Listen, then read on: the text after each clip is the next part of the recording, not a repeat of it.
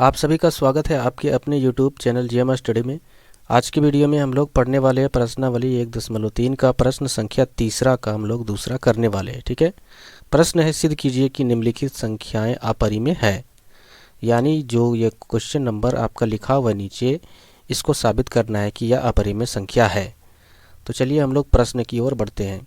तो साबित करने के लिए हमको क्या करना होगा, सबसे पहले इसके विपरीत मानना होगा। हम लोग जानते हैं कि रूट के अंदर यदि अभाज्य संख्या होती है तो वह एक अपरिमेय संख्या कहलाता है। हम लोग अच्छी तरीके से जानते हैं। तो यह अपरिमेय संख्या होते हुए भी हमसे एक सवाल पूछ रहा है कि इसको साबित करना है कि यह एक अपरिमेय संख्या है। तो हम लोग क्या करेंगे, जैसा सवाल पूछा है वैसा ही इसका हल निकालेंगे, यानी उसके विपरीत मानेंगे कि माना कि 7√5 एक परिमेय संख्या है तो यह अपरिमेय। साबित करने के लिए दिया है क्या, अपरिमेय संख्या साबित कीजिए। तो उसके विपरीत मानना होगा कि यह परिमेय संख्या है जिसमें p तथा q दोनों पूर्णांक है। ठीक है, अब ये p तथा q क्या है, तो परिमेय संख्या p/q के रूप में होता है। ठीक है, जिसमें p तथा q दोनों क्या होते हैं, पूर्णांक होते हैं एवं q is equal to not zero, और q कभी भी जीरो के बराबर नहीं होता है। ठीक है, यहाँ देखिए p/q लिखा गया है। ठीक है, आप लोग लिख भी सकते हो यहाँ पर कि p/q के रूप में परिमेय संख्या होता है, नहीं भी लिख सकते हो, कोई दिक्कत नहीं। यहाँ पर देखिए अगले स्टेप में लिखा हुआ है। तब फिर क्या होगा, p/q को हम लोग क्या करेंगे, 7√5 के बराबर करेंगे, क्योंकि p/q एक परिमेय संख्या का रूप है और हम लोग 7√5 को भी माने हैं परिमेय संख्या, तो हम इसके बराबर कर सकते हैं। बराबर करने के बाद जो 7√5 के साथ है, हम इसको क्या करेंगे, q की तरफ भेज देंगे, यानी बराबर के इधर। तो यह गुना में है √5 के, तो यह बराबर के इधर आने पर यह भाग में हो जाएगा, यानी बटे में हो जाएगा, नीचे चला जाएगा q के गुने में। तो इस तरीके से हम लोग यहाँ तक बना लेंगे। बनाने के बाद लिखेंगे अगला चरण, चूंकि p तथा q और 7, ठीक है, p q और 7 क्या है, एक पूर्णांक है।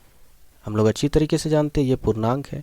अब जब ये पूर्णांक है तो क्या हो जाएगा, यह p/7q जो आपका दिख रहा है यहाँ पर आखिरी वाला स्टेप में, यहाँ पर एक परिमेय संख्या है। क्या है, एक परिमेय संख्या है, क्योंकि ये पूर्णांक है और नीचे q जीरो भी नहीं है, तो यहाँ पर यह परिमेय संख्या हो जाएगा। और इसीलिए, क्योंकि इसीलिए क्या हो जाएगा, इसके बराबर, जब ये परिमेय संख्या तो इसके बराबर क्या है, आपका √5 है, तो इसलिए √5 भी एक परिमेय संख्या होगा, है ना।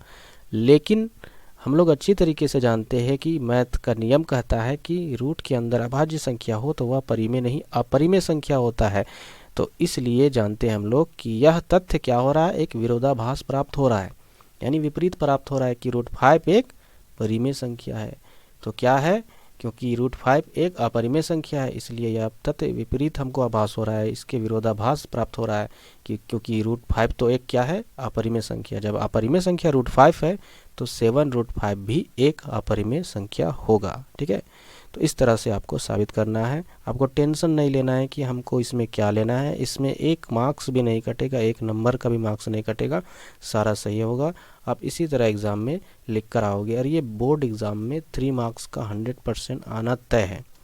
3 मार्क्स का यह बोर्ड एग्ज़ाम में 100% आता है। ठीक है, जितने भी भारत में बोर्ड है आपके हिंदी मीडियम वाले। तो उम्मीद करते हैं कि यह प्रश्न आपको समझ में आया होगा। अगर किसी तरह का डाउट हो, आप कमेंट बॉक्स में लिख सकते हो। अगर आपको समझ में आई हो तो प्लीज़ इस चैनल को सब्सक्राइब कर दीजिए।